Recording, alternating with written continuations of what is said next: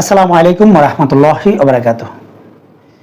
জামাত সহ ইসলামিক দলগুলো ক্ষমতায় আসলে জনগণের জন্য কি কি উপকার হবে এবং কি কি সমস্যার সম্মুখীন হবে বাংলাদেশের জনগণ, এটাই সংক্ষেপে কিছু আলোচনা করার চেষ্টা করব ইনশাআল্লাহ। ইসলামিক দলগুলো যদি ক্ষমতায় আসে বা জামাত যদি ক্ষমতায় আসে, রাতারাতি ইসলামিক খেলাফত প্রতিষ্ঠা করা সম্ভব নয়। কারণ বাংলাদেশের এই পরিস্থিতিতে বা বাংলাদেশের যে প্রেক্ষাপট, এটাতে আসলে যদি ইসলামিক খেলাফত প্রতিষ্ঠা করতে হয় তাহলে অনেক লম্বা সময় ইসলামিক দলগুলোকে ক্ষমতায় থাকতে হবে এবং সেটা খুব আস্তে আস্তে প্রয়োগ করা প্রয়োজন। একসাথে ইসলামিক খেলাফত প্রতিষ্ঠা করা কখনোই সম্ভব হবে না। যদি সেটা ইসলামিক দলগুলো করতে যায় তাহলে ইসলামিক দলগুলো মিশরের ব্রাদারহুডের মতো পতন হয়ে যাবে। তাই ইসলামিক দলগুলো অবশ্যই সেটাকে বিবেচনায় রেখে আসলে তাদের রাষ্ট্র পরিচালনা করতে হবে। কিন্তু ইসলামিক দলগুলো ক্ষমতায় আসলে দ্রুত যেই পরিবর্তনগুলো হবে এবং জনগণ আসলে কি কি সুবিধাগুলো পাবে, ইসলামিক দলগুলো ক্ষমতায় আসলে বড় মাপের যে দুর্নীতিগুলো হয় এগুলো খুব দ্রুত নিঃশেষ হয়ে যাবে। মানে দুর্নীতি মোটামুটি একেবারেই বন্ধ হয়ে যাবে। এর কারণ হচ্ছে একটা দল চালাতে অনেক টাকার প্রয়োজন।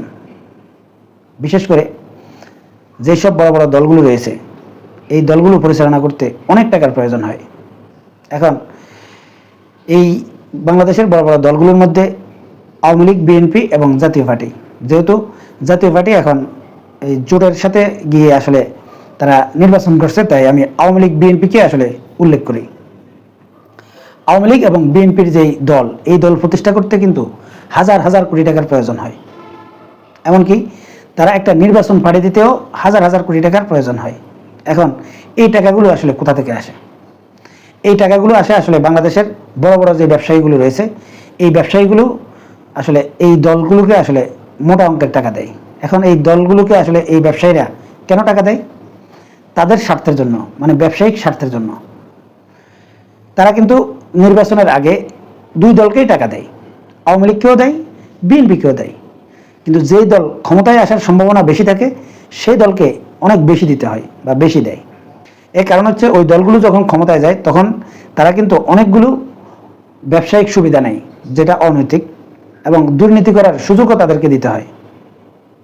কারণ হচ্ছে এই যে তাদের দলের পিছনে এই যে হাজার হাজার কোটি টাকা তারা ইনভেস্ট করেছে, এই টাকাটা তাদের উঠাতে হয়, আবার ভবিষ্যৎ নির্বাচনের জন্য যাতে তারা আবার দিতে পারে সেরকম রাস্তাও কিন্তু এই বড় বড় ব্যবসায়ীদেরকে তৈরি করে দিতে হয়, আওয়ামী লীগ বলেন আর বিএনপি বলেন তারা।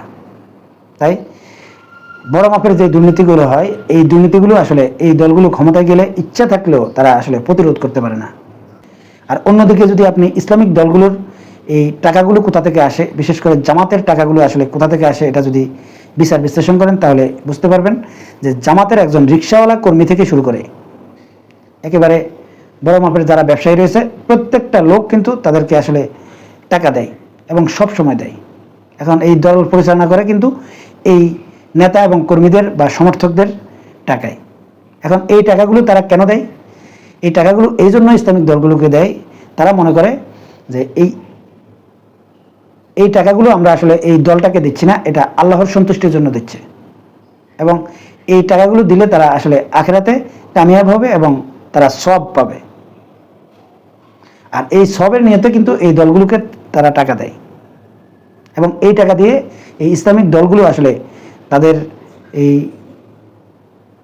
সাংগঠনিক যে খরচ এবং তাদের যেই সংগঠন চালাতে যে ব্যয়গুলো হয় এগুলো আসলে কাভার হয়ে যায়।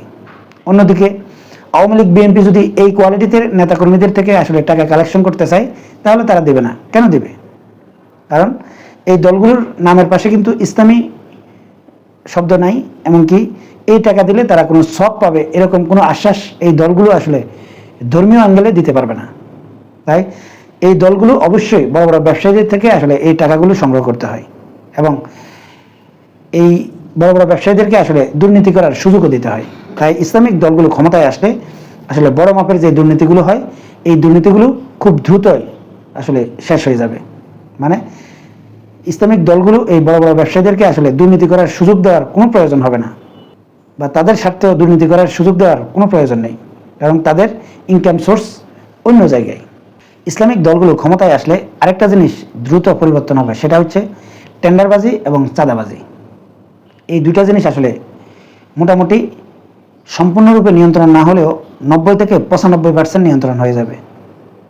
এর কারণ হচ্ছে এই ইসলামিক দলগুলোর অতীত হিস্টোরিগুলো যদি একটু পর্যালোচনা করেন তাহলে বুঝতে পারবেন, বা তাদের নেতাকর্মীদেরকে কিভাবে তারা আসলে পরিচালনা করে সেগুলো যদি আপনারা একটু বিচার বিশ্লেষণ করেন তাহলে বুঝতে পারবেন যে এই দলগুলোর নেতাকর্মীরা আসলে এই টেন্ডারবাজি এবং চাঁদাবাজির সাথে যুক্ত নয়।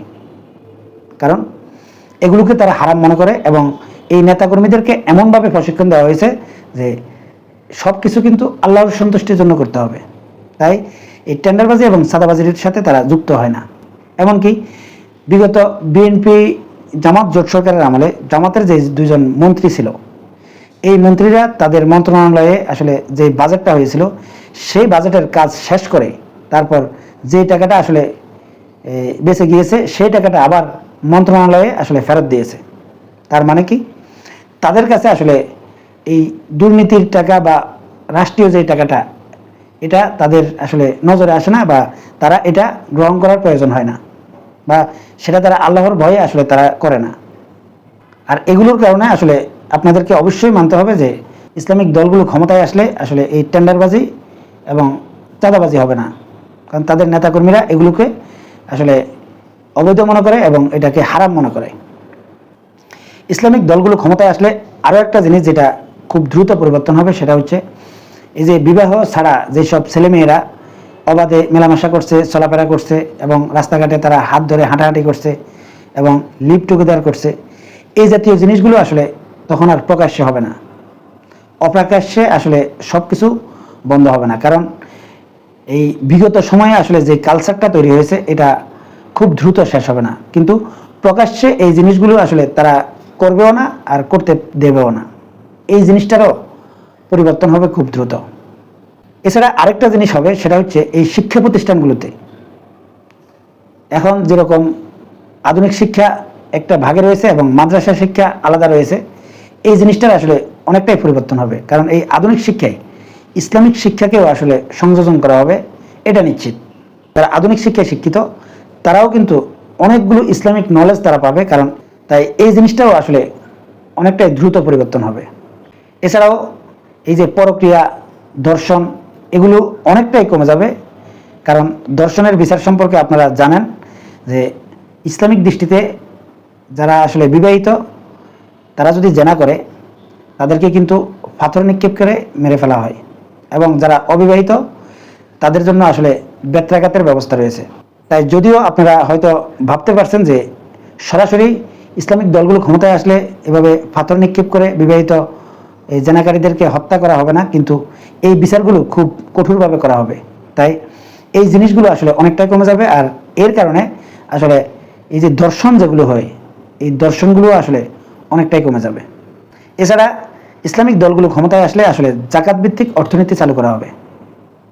এখন এই জাকাত ভিত্তিক অর্থনীতি যদি চালু করা হয়, এই জাকাতের টাকাটা রাষ্ট্রীয়ভাবে উঠিয়ে আসলে যদি এই ইসলামিক দলগুলো তাদের নেতাকর্মীদের মাধ্যমে আসলে এটা মানুষের কাছে পৌঁছাতে যায়, তাহলে সঠিক মানুষের কাছে আসলে সবচাইতে বেশি পৌঁছাবে। এর কারণ হচ্ছে এই ইসলামিক দলগুলোর নেতাকর্মীদেরকে আসলে এমনভাবে প্রশিক্ষণ দেওয়া হয়েছে এবং তারা এমনভাবে আসলে তাদেরকে তৈরি করেছে যে তারা সব কিছু কিন্তু আল্লাহর সন্তুষ্টির জন্য করতে চায়। তাই দলীয়ভাবে এই সাধারণ মানুষের জন্য যেই অর্থগুলো বরাদ্দ করা হবে, এই অর্থগুলো আসলে এই সঠিক মানুষের কাছে তারা পৌঁছে দেওয়ার চেষ্টা করবে। হয়তো কিছুটা এদিকে সেদিক হতে পারে, কারণ অনেক বড় সংগঠনে বা যখন ক্ষমতায় থাকে বা টাকার লোভে দুই একজন হয়তো এদিক সেদিক করতে পারে, কিন্তু মোটা তাকে আপনারা বলতে পারেন যে 90 থেকে 95% অর্থ কিন্তু সঠিক জায়গায় পৌঁছবে। আপনারা জানেন যে আওয়ামী লীগ বলেন বা বিএনপি বলেন, এরাও কিন্তু গরিব মানুষদের জন্য অনেক বরাদ্দ দেয় এবং সেটা তাদের নেতাকর্মীদের মাধ্যমে আসলে জনগণকে দিতে বলে, কিন্তু সত্যিকার অর্থে এই তারেক রহমান বা খালেদা জিয়া যদি কোনো অর্থ যদি সাধারণ মানুষকে দিতে দেয় তাদের নেতাকর্মীদেরকে, বা শেখ হাসিনা যখন দিয়েছে তখন এই টাকাগুলো আসলে নিচে পুষতে পুষতে আসলে এটার পরিমাণটা অনেক ছোট হয়ে যায়। যেমন শেখ হাসিনা যদি 100 টাকা তার নেতাকর্মীদেরকে দেয় যে সাধারণ মানুষকে দেওয়ার জন্য, সেটা সাধারণ মানুষের কাছে যেতে যেতে 2 টাকায় পরিণত হয়। এটা আবার ইসলামিক দলগুলোর ক্ষেত্রে হবে না। তাই জাকাত ভিত্তিক অর্থনীতি যদি চালু করা হয়, তাহলে এই জাকাতটা আসলে সাধারণ মানুষ বা গরিব মানুষের কাছে সঠিকভাবে পৌঁছাবে, মোটামুটি 90 থেকে 95%। এছাড়া আপনারা আরেকটা জিনিস জানেন যে ইসলামিক রাষ্ট্রে আসলে জিজিয়া কর নামক একটা কর ধার্য করা হয়। সেটা আসলে কি, সেটা আপনারা এই ভিডিওর শেষে আপনাদেরকে আসলে আমি আল্লামা মামুনুল হক সাহেবের মুখে আপনারা সেটা বিস্তারিতভাবে শুনতে পারবেন, সেটা দিয়ে দেব। তাই এই জিজিয়া কর যদি স্থাপন করা হয় এবং ধনীদের থেকে নিয়ে যদি আসলে গরিবদেরকে দেওয়া হয়, তাহলে বাংলাদেশে যারা দিন এনে দিন খায় এই জাতীয় লোকদের জন্য আসলে অনেকটাই উপকারী হবে। কিন্তু ইসলামিক দলগুলো ক্ষমতায় আসলে বাংলাদেশের জনগণের জন্য মারাত্মক অসুবিধাও হবে। এখন সেই অসুবিধাটা কি সেটা একটু সংক্ষেপে বলার চেষ্টা করি। যারা ইসলামকে জেনে বুঝে আমল করেন এবং যারা নিজেদেরকে ইমানদার দাবি করেন, তাদেরকে অবশ্যই কোরআনের প্রত্যেকটা আয়াতকে আসলে আল্লাহর বাণী হিসেবে মানতে হবে। তাই কোরআনের প্রত্যেকটা আয়াতকে আপনাদের সত্য এবং সঠিক মনে করতে হবে। আল্লাহ তাআলা সূরা বাকারার 155 নম্বর আয়াতে স্পষ্ট ভাষায় বলেছেন যে আমি তোমাদেরকে পরীক্ষা করব, ক্ষুধা, দারিদ্র, অভাব, অনটন, অসুস্থতা, নানা রকম বিপদ আপদ দিয়ে তোমাদেরকে পরীক্ষা করব। তাই অবশ্যই যারা ঈমান এনেছেন এবং যারা ইসলামকে জেনে বুঝে আমল করছেন, তাদেরকে অবশ্যই এই পরীক্ষাগুলোর সম্মুখীন হতে হবে। এটা আপনাদেরকে অবশ্যই বিশ্বাস করতে হবে। তাই ইসলামিক দলগুলো যখন ক্ষমতায় আসবে, তখন আসলে নানা রকম সমস্যার সম্মুখীন হবে আসলে এই ইসলামিক দলগুলো। যেমন বর্তমান বিশ্ব অর্থনীতি যেভাবে চলে, বাংলাদেশের অর্থনীতি যেটার উপর দাঁড়িয়ে রয়েছে, এই অর্থনীতিতে মারাত্মক প্রভাব পড়বে। কারণ পশ্চিমা দেশগুলো বা এই বিশ্ব যারা নিয়ন্ত্রণ করে, তারা কখনো চাইবে না যে ইসলামিক দলগুলো ক্ষমতায় আসুক। যদি তারা ক্ষমতায় চলে আসে, তাদের দ্বিতীয় প্ল্যান থাকবে যাতে ইসলামিক দলগুলো সঠিকভাবে তাদের রাষ্ট্র পরিচালনা করতে না পারে বা জনগণকে সঠিক সেবাটা দিতে না পারে, এবং জনগণ যাতে তাদের থেকে মুখ ফিরিয়ে নেয়, সেরকম পদ্ধতিগুলো অবলম্বন করা হবে।